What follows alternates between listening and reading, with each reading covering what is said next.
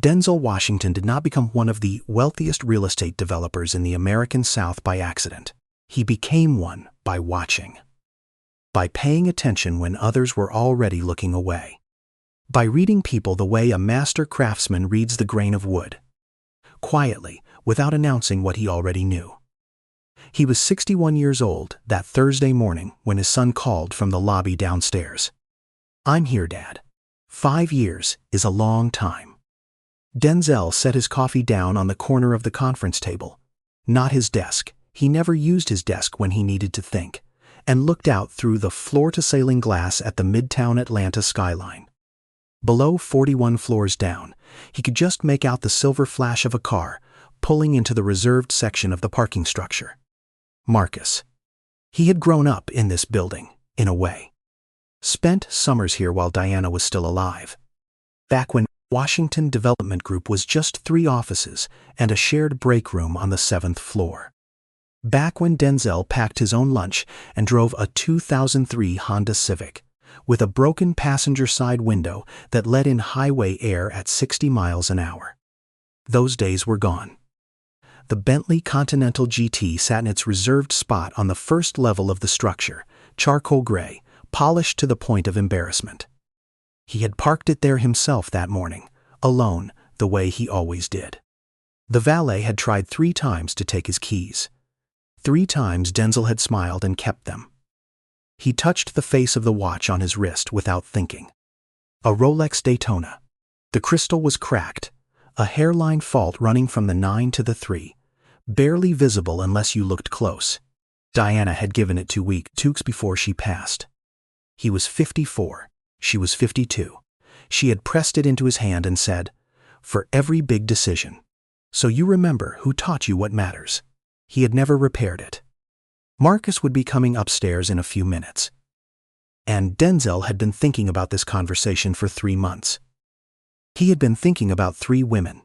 Their names were Simone Carter, Vanessa Drake, and Nicole Pierce. They all worked for Washington Development Group on the floors below him. They had each, in different ways, caught his attention over the past year. Not as candidates he had manufactured out of nothing. As people he had simply watched. And what he had seen had told him enough to make a plan. The plan would not begin in a boardroom. It would begin with a mop. He touched the watch one more time. Marcus was home. Washington Development Group occupied floors 28 through 42 of One Midtown Tower on West Peachtree Street in Atlanta. The company had started as a small property renovation firm out of a strip mall in Decatur, back when Denzel had $4,300 in his account and a truck he borrowed from his uncle. Now it managed a portfolio of commercial and residential assets across 7 southeastern states.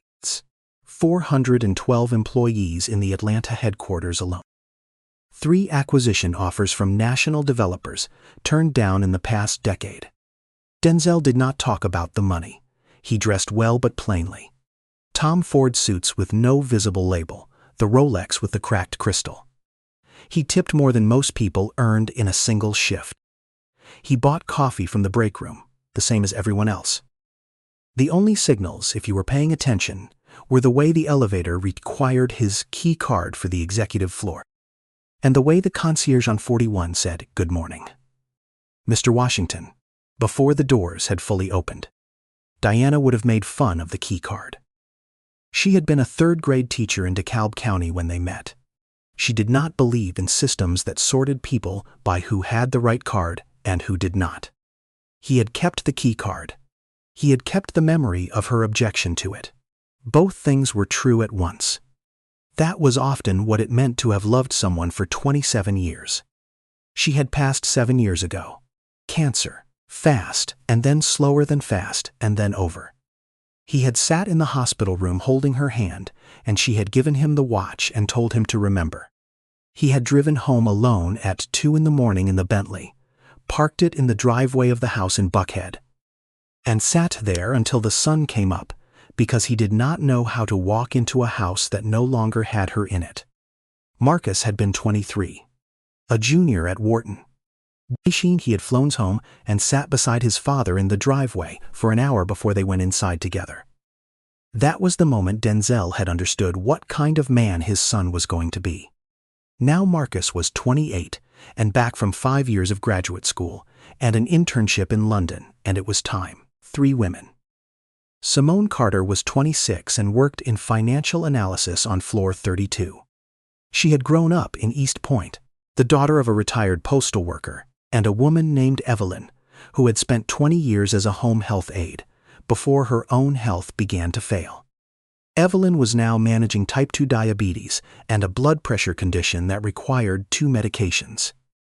The copay at CVS had gone up again 2 months ago. $78 for the lisinopril alone, on top of the $41 for the metformin. Simone had been quietly stretching her paycheck to cover both for the past 8 months without saying a word to anyone at work. She came in early. She greeted the security guards in the lobby by name. She was the kind of person you overlooked because she was never performing. Vanessa Drake was 29 and worked in marketing on floor 36. She was strikingly beautiful, the kind of beautiful that knew it was beautiful, and had organized an entire personality around that fact. Sharp, articulate, creative, almost impossible to ignore when she entered a room. She also treated junior staff the way some people treat furniture. As something to move around, not something to consider. Nicole Pierce was 27 and worked in administration on floor 34. She spoke softly. She dressed modestly. She remembered everyone's birthday and kept small gifts in her desk drawer for the right moments. She was, in every visible way, exactly what the word gracious was supposed to describe. The key word was visible. Denzel had watched all 3 of them for a year. Small moments, the kind people do not notice they are performing, or do not notice they are not. He called them to his office one at a time, over 3 days before Marcus arrived. Grace, his assistant of 9 years, had cleared the calendar. Ray Coleman, his operations director and the only other person who would know the plan, had been briefed and was ready. Simone came first. She sat across from him near the window, her hands folded on her lap. Not nervous exactly, composed. She waited for him to speak. "I've been watching the quarterly work out of your department," Denzel said. "Your analysis on the Monroe Street acquisition was the clearest thinking I've seen from that floor in 2 years. Thank you, sir. My son Marcus is coming home from school this week. He's going to learn this company from the ground up." He paused. "I want him to have the chance to meet some people I respect. You're one of them." She was quiet for a moment, not calculating, just honest. "I appreciate that, sir. But I want to say something if I can." "Go ahead. I don't know your son. And he doesn't know me. I don't think I should start hoping about someone I've never had a conversation with. If something happens naturally, that is one thing. But I wouldn't want either of us walking into something forced." Denzel looked at her for a long moment. "That's a fair answer," he said. "I just believe that the heart should lead itself. I'm not going to pretend I'm not flattered. But whatever happens should be real." When she left, he sat for a moment in the quiet. He touched the watch. Vanessa entered differently. There was an energy to how she moved, heels precise on the floor, a posture that suggested the room should adjust to her rather than the other way around. She smiled before she sat down. He told her the same essential things. His son was coming home. He wanted Marcus to meet some people. He saw something in her. "Sir," she said, and her voice was warm and already certain. "I won't pretend I'm not excited. I've always believed that when a door opens, you don't stand outside it looking in." She smiled. "I know what I bring. I think Marcus would be very fortunate." "Nothing has happened yet," Denzel said. "Of course," she smiled again. "But I'm ready." Nicole came last. She sat with her hands folded the same way Simone had, but there was calculation underneath the gesture that Simone did not have. She listened carefully. She answered gently. She said all the right things about not wanting to rush, about letting things unfold naturally, about respecting Marcus's own heart in the matter. And then, just before standing to leave, she said, "I just want you to know, sir, that I've always deeply admired what this company stands for. The culture you've built here, It would be an honor to be part of your family's legacy." Denzel said nothing. He looked at the watch. That evening, he told Marcus the plan over dinner in Buckhead. Simple food, the same kitchen table where they had always talked. Marcus listened the way he listened when he was genuinely thinking. "You want me to work as a janitor," Marcus said. "In your building." "Maintenance," Denzel says. Same mop. Marcus leaned back. "And these 3 women are going to interact with me, thinking I earn somewhere around $30,000 a year. Roughly. Dad, your mother loved me when I drove a car with a broken window, when I could not afford a suit for her brother's wedding. She loved the man, not the portfolio." Denzel looked at his son. "I want the same for you. I cannot guarantee it, but I can give you the chance to find out." Marcus was quiet for a long time. Then he looked at the watch on his father's wrist. He had looked at it his whole life. He knew what it meant. "What do I tell them my name is?" "Marcus is fine. You've been gone 10 years between boarding school and Wharton. Most of these employees have never seen your face. Use Davis as your last name. Your grandmother's maiden name. Nothing dishonest about it. Marcus Davis." He tried it out. "Ray will handle the placement. Mr. Henderson runs the maintenance team. He will not know who you are. Just another new hire from a contract agency."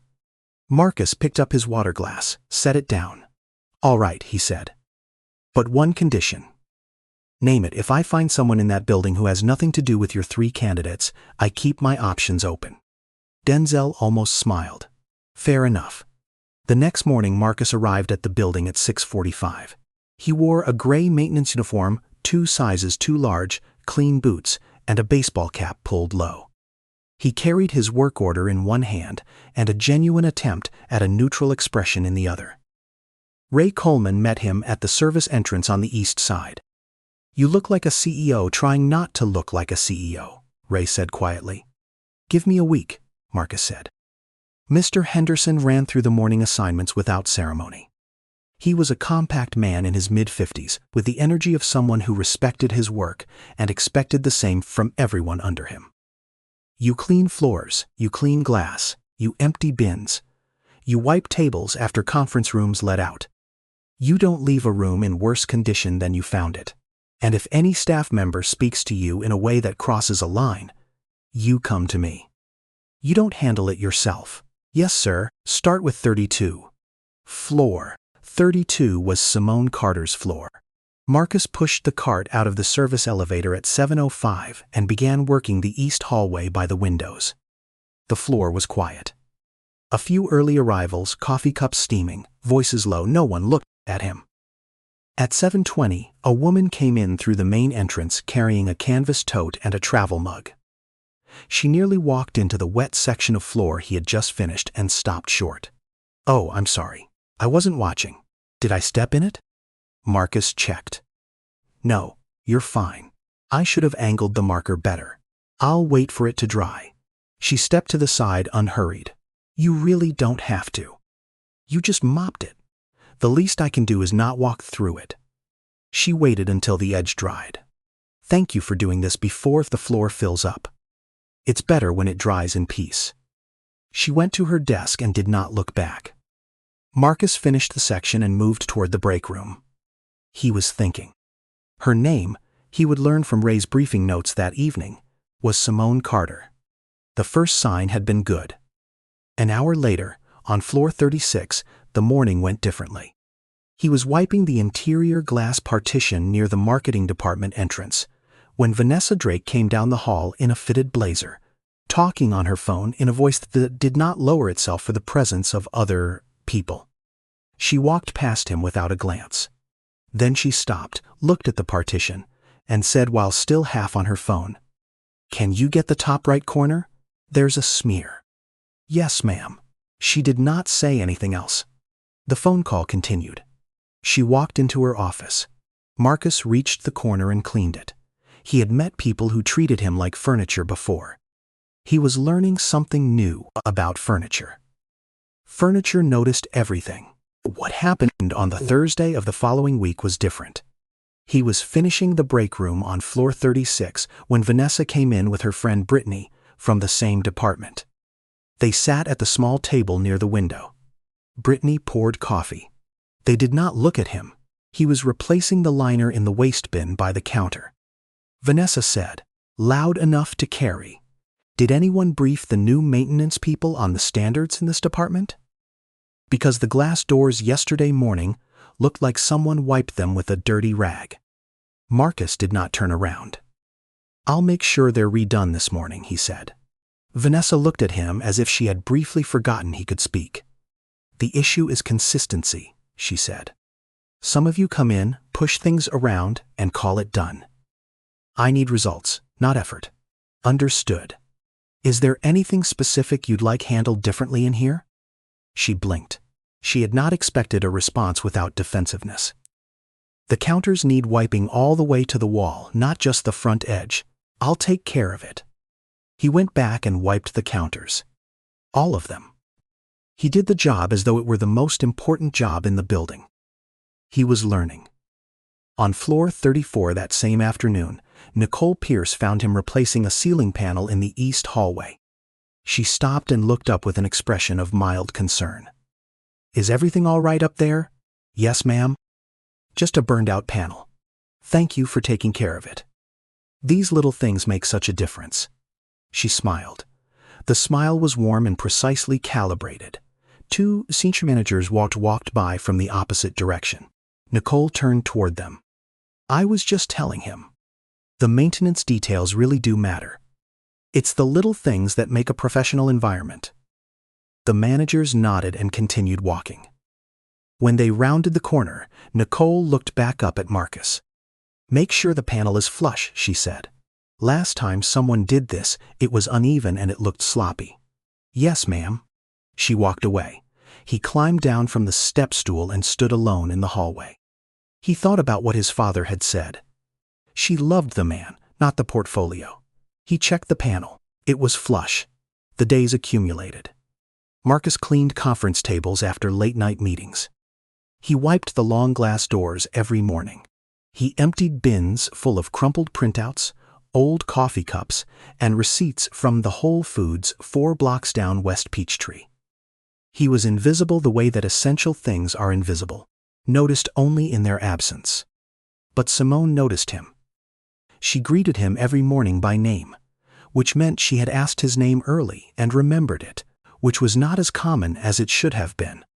One afternoon he was finishing the main conference room on 32 when she came by carrying a stack of analysis files. She saw him pushing the last of the chairs back into place. "You've been at it since what, 6:45? 6:45. Have you eaten? I'll get something at noon."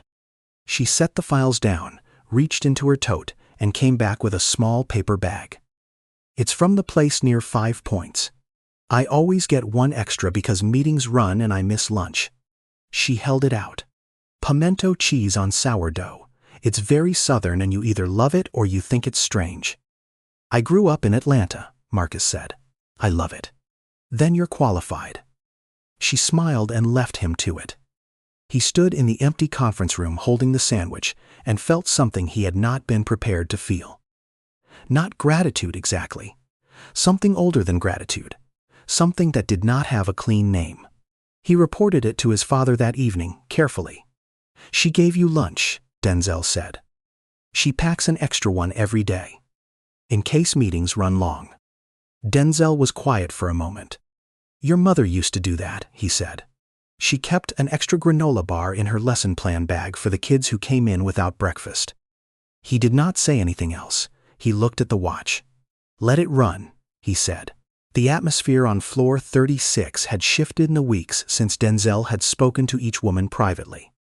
Vanessa had begun dressing more deliberately, extending meetings by 15 minutes whenever senior leadership was present, and appearing in the executive lobby at times that had nothing to do with her department's work. Brittany noticed, "You're spending a lot of time near the 41st floor these days." "I'm expanding my visibility. That's called career development. Or it's called waiting for someone to step off an elevator." "Mind your business, Brittany." "I am." I'm minding it from over here where I can see everything clearly. Vanessa laughed. But the laugh had an edge. Nicole, meanwhile, had made 2 visits to Ray Coleman's office in 5 days. The first time she brought a report she had a question about. The second time she brought coffee. I hope I'm not interrupting, she said from the doorway. Ray looked up. I've got about 6 minutes. I just wanted to say, I know things have been in transition with the new processes. I want you to know I'm someone you can count on. In any capacity. Ray thanked her and she left. He called Denzel immediately. She's positioning herself, Ray said. But she's not sure yet who matters, so she's covering every angle she can reach. Marcus could see it too. He could see it in the way Nicole had started smiling at him in the hallway. Not the calibrated public smile, but something that wanted to be something else. Something that was calculating how useful he might be. One afternoon she stopped him near the supply room on 34. How are you settling in? She asked. Well, thank you. You seem like someone with goals beyond this. She gestured not unkindly at the cart. Everyone has goals. I just mean you carry yourself differently than most people in your position. You don't seem like someone who plans to stay here long term. I'm here as long as the work requires it. She touched the edge of the supply room door. I've noticed that Simone Carter speaks to you more than she speaks to most people. She's kind, she is. A pause. But kindness that isn't directed anywhere specific doesn't really mean much in the end. I just wouldn't want someone to get the wrong idea about what a kind gesture is really about. He looked at her steadily. I appreciate the thought, he said. Have a good afternoon. He pushed the cart toward the elevator and did not look back. But he had heard it, and he understood exactly what it was. He told his father that evening. She was trying to plant doubt, Denzel said. About Simone, yes. Did it work? Marcus looked at his father, he said. Denzel nodded. He put his coffee down. Something will happen soon, he said. There is always a breaking point moment. Something someone does that they cannot take back. It will come. He was right. It came on a Tuesday. A junior analyst named Kevin, 22, first year out of Georgia State, moving too fast through a hallway on 32 carrying an armful of oversized printouts, collided directly with Marcus's cart near the water station. The cart tipped, the bucket went over, water spread across 15 feet of polished floor. Kevin froze. I'm so sorry, I didn't see, I was trying to. Hey, Marcus said, it's fine. Accidents happen. I've got it.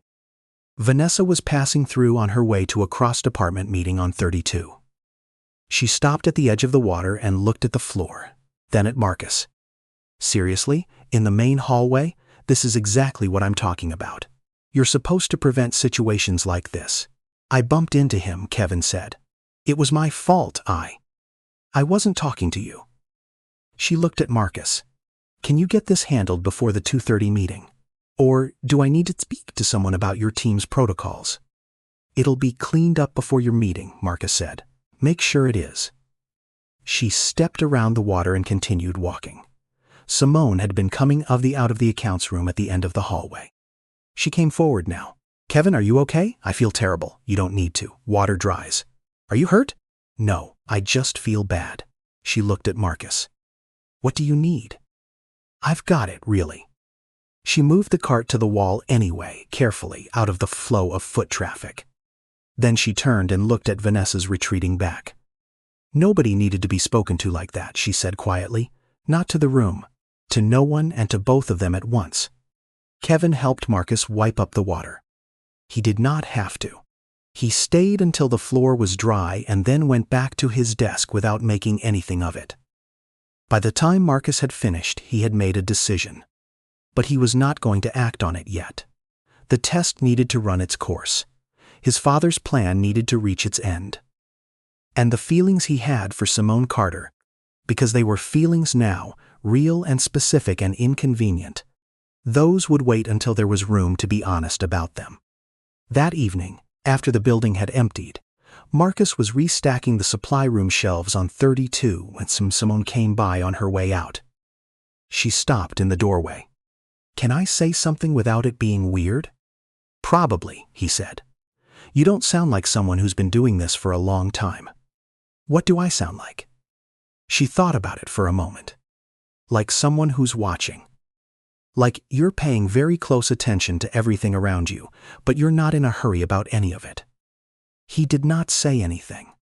I'm not trying to be strange, she said. I just think you're more than what you're doing right now. And I mean that as a genuine thing, not a polite thing. I appreciate you saying it. Good night, Marcus. Good night, Simone. He stood in the supply room for a long time after she left. There is a kind of kindness that is performance. It requires an audience, and it goes quiet when the lights go down. And then there is the other kind. The kind that does not need anyone watching. The kind that just is, the way a well-built thing just is. Not because it is trying to be, but because it cannot help itself. Simone Carter had no idea she was being tested. She was simply being herself, and that was everything. On the Wednesday of the third week, Denzel drove to the building himself. Not for any scheduled reason. Just a feeling. The kind of feeling that comes to a man who has been in business for 31 years and has learned to pay attention to his instincts. He parked the Bentley in the first-level structure and came in through the lobby entrance. The concierge said, "Good evening, Mr. Washington," and he nodded and kept walking to the service stairs instead of the executive elevator. He came out on 32 and walked the perimeter of the floor in the near dark. The floor was quiet. Most people had gone. But near the far end of the hallway, near the supply room, he could make out two figures. Marcus, standing with his work gloves in his hands, and Simone, leaning against the door frame with a coffee cup cradled in both hands. They were talking. He could not hear the words from where he stood. But he could see the way Simone was laughing at something Marcus had said. Genuinely, not politely, the way a person laughs when something lands exactly right. And he could see the way Marcus was looking at her. Denzel's father had told him once that you can recognize love before the people inside it recognize it themselves. You can see it in the posture, in the way a person leans towards someone without meaning to, in the way they listen. He stood in the hallway for 30 seconds. Then he turned and walked back to the stairs. He sat in the Bentley, in the parking structure, for a long time before he started the engine. He touched the watch in the dark. He thought, she does not know who he is. And he thought, but she sees him anyway. That was the whole answer. That had always been the whole answer. On the last Friday of the month, Grace sent a calendar invitation to each of the 3 women from Denzel's office. The message was brief. Mr. Washington would like to invite you to a small leadership recognition gathering at 6 in the evening, this coming Wednesday, 41st floor. Business attire. Please treat this invitation as confidential. Vanessa read the message and felt the month's worth of careful patience dissolve into certainty. This was it. She told Brittany anyway, unable to help herself. It's happening. He's introducing me to Marcus this week. Or it's a work gathering. Brittany. I'm just being honest. He says leadership recognition. He means me specifically. She paused. I need to find out what the other 2 are wearing. Nicole read the message twice and made no noise at all. She had been doing arithmetic in her head for the past 3 weeks. The way Marcus the maintenance worker carried himself. The way Ray Coleman occasionally glanced toward the lower floors with an expression that had nothing to do with operations. The way Denzel himself had seemed more present in the building in small, quiet ways. She was not certain, but she was no longer comfortable. Simone read the message and felt a small knot of anxiety she could not explain. She had done nothing to attract this kind of attention. She had just done her work and spoken to a man who mopped her floor and given him a sandwich she had already packed. She mentioned it to Marcus the next morning. I got an invitation to something on 41 this Wednesday. Marcus looked up from the cart. Go, he said. That's it? Just go? I think it will be a good evening for you. She studied him. You're being very still about something, she said. I'm always still. Not like this. He looked at her directly. Wednesday, he said. Trust me. She held his gaze for a moment. Then she walked to her desk. Wednesday came. Vanessa arrived first, in a dress that had taken 2 hours and 3 phone calls to decide on. She greeted Grace at the elevator with warmth she generally reserved for people who controlled budgets. Nicole came second, composed and watchful. Simone came last, 3 minutes before 6, still in the work clothes she had worn all day. Her badge was still clipped to her jacket. Grace showed them into the smaller meeting room on 41. The one with the wide Atlanta skyline on 3 sides. Denzel was already there, standing near the window, wearing a dark Tom Ford jacket and the watch with the cracked crystal. He turned when they entered and greeted each of them by name. "Thank you for coming. Please sit." They sat. He sat across from them. Then the door opened. Marcus walked in. He was not wearing a maintenance uniform. He wore a dark suit, no tie, a white shirt with one button open at the collar. His bearing was completely the same quiet steadiness, the same unhurried calm, but visible now in a way that the uniform and the cap had not allowed. Vanessa's smile held for 2 seconds. Then her face changed. She stopped. Nicole had gone very still. Simone looked at Marcus, then at Denzel, then back at Marcus. She said nothing. "I'd like to introduce my son," Denzel said. "Marcus Washington. You may have seen him on the lower floors over the past 3 weeks in a different context." The silence in the room was complete. Vanessa found her voice first. You had the cart on 36. You were the one who—" She stopped again. "Yes," Marcus said. "I said things to you." Her voice changed. "I didn't know." Denzel spoke quietly. "That is precisely the point." Vanessa pressed her hands flat on the table. The color in her face was doing something she could not control. "I want to explain," she said. "Vanessa." Denzel's voice was not unkind. It was something more careful than unkind. It was the voice of a man who had been in too many rooms with too many people to be surprised by anything, but who still took no pleasure in what he was about to say. "I have been in business for 31 years. I have heard every explanation. I do not need one. I watched what happened. I didn't know who he was. I know. That is the entire point of the test." She looked at Marcus. "I am sorry," she said, and she meant it. But the meaning was the kind that arrives with consequences. "I believe you," Marcus said. "But I think you're sorry because of who I turned out to be. Not because of what you said to a man you thought had nothing." She had no answer for that. Because there was no answer for it. There was only the fact of it, sitting in the room like something solid and immovable. Nicole leaned forward slightly. Her voice was measured and deliberate. "I want to say, I was never cruel to him. I never raised my voice. I never spoke to him the way Vanessa." Nicole. Ray Coleman had entered quietly and now stood near the far wall. He had been waiting. "Do you remember what you said to him near the supply room on 34? About Simone's kindness not meaning what he might think it meant?" A pause. "I was looking out for him." "You were trying to put distance between him and Simone," Ray said. "You thought if you could do that quietly without anyone seeing, you would have a clearer path." "That is not what it was." "Then what was it?" She was quiet. Denzel spoke again, and his voice was even. "Kindness that is strategic is a form of intelligence. I respect intelligence. I built this company on it. But I do not build anything that lasts on strategic kindness alone. Not a company, not a family, not anything that is supposed to hold." Nicole looked at the table. "You are both skilled at your work," Denzel said. "That does not change. You keep your positions. What you do outside of this room is your own business. I am not here to punish anyone for being human." He turned to Simone. She was looking at Marcus, not at Denzel, not at the room, at Marcus. "I don't know what to say," she said. "You don't have to say anything to me," Marcus said. He had moved to the end of the table, closer to where she sat. "But I want to say something to you." She waited. "I went into this building 3 weeks ago thinking I was going to observe people. Take notes. Report to my father. Keep my heart at a professional distance." He paused. "That did not work." She did not look away. "You gave me a sandwich in an empty conference room and waited for the floor to dry before you walked across it and said thank you to me for mopping it. That was the whole thing. That was all of it. You were not trying to impress anyone. You were not performing anything. You were just yourself. And I want you to know that is the most valuable thing I observed in that building in 3 weeks. Simone looked at him for a long time. Why didn't you tell me, she said.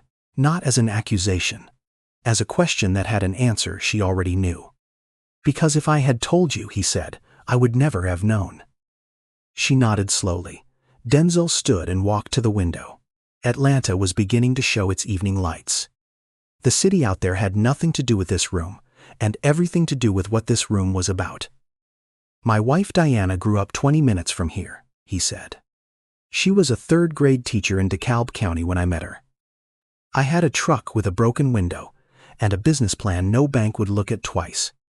She made me a sandwich the first week we dated because she said I looked like I was running on caffeine and optimism. He paused. She was right on both counts. He touched the watch. She died 7 years ago. But every major decision I have made since that night, I have made wearing this watch. Because she told me to use it for the big ones. To remember what mattered. He looked at Simone. She would have liked you. I do not say that lightly. Simone pressed her hand to her mouth for a moment. Then she took a steady breath. I want to get to know Marcus properly, she said. As himself. As the person who talked to me in the hallway. Because that person I already know. And she stopped. I already care about that person. That person, Marcus said, is the same person, I know. She looked at him. That's why I'm saying yes. Vanessa and Nicole left the room separately. One had failed loudly and the other quietly. But they had both failed in the same essential way. They had treated a person's worth as something that could be evaluated from the outside. Something tied to what he appeared to have and where he appeared to stand. And when the appearance changed, so had they. Consistency. That was the thing. You are who you are in the dark. You are who you are when you believe the outcome does not matter. You are who you are with the man pushing the cart. Simone and Marcus stayed on the 41st floor until the Atlanta skyline went from orange to purple behind the glass. They talked for 2 hours about small things and large things and things that had no category. Simone called her mother at one point and said, I'm going to be late, Mama. Something good happened. I'll explain Sunday. Denzel went home alone. He ate soup at the kitchen table in the house in Buckhead. He sat in his reading chair in the quiet room where Diana's books still lived on the shelves, exactly where she had placed them. He thought about her. He thought about a broken car window and a first sandwich, and what it had felt like to be loved before he was anything worth loving for what he had. He thought, Marcus found it. He sat for a long time. He did not cry. He felt the particular peace of having completed something that needed completing. The watch was on his wrist. The crystal was still cracked. He had never repaired it. He never would. 1 month after that evening, Marcus took Simone to dinner. Not to the kind of restaurant that people in his position usually chose when they wanted to make an impression. He drove her himself, in a car that was not the Bentley, to a Red Lobster off Camp Creek Parkway. Because she had mentioned once, in the hallway on 32, that her mother's birthday was coming up, and she had been saving for 6 weeks to take her somewhere special. Because she had said Red Lobster like it was a cathedral. Like it was the place where good things were allowed to be celebrated. When he parked, she looked at the sign and looked at him. You remembered, she said. I remember everything you say. They went inside. They ordered the Cheddar Bay biscuits before anything else, the way you are supposed to. Simone called her mother from the table and put her on speaker so Evelyn could hear the restaurant noise, the warmth of it, the particular sound of a place where someone was being celebrated. Evelyn laughed and said, Baby, who is this man? And Simone said, Mama, I will tell you everything Sunday. It was the best dinner Marcus had eaten in years. Not because of the food. Because of what the food meant to someone he loved. In the weeks that followed, changes came to Washington Development Group. Marcus joined the company formally and began learning every floor from the inside out, the way he had learned it carrying a mop. He knew the maintenance team by name. He knew who the early arrivals were on each floor. He knew who held the door and who let it close. The maintenance team got new uniforms. The break room on 32 got a new espresso machine. Mr. Henderson was promoted to facilities operations manager. Kevin, the analyst who had helped wipe up the water without being asked, received a personal note from Denzel. He kept it on his desk. Simone's mother Evelyn started getting her prescriptions filled on time every month without Simone stretching anything. There was an arrangement that had nothing to do with charity and everything to do with dignity. No one made a production of it. It was simply handled. Vanessa Drake moved to another firm. She was still sharp, still creative, still someone worth knowing. Whether she learned the deeper lesson is a question only she can answer. It is not a question anyone else in that building spent much time on.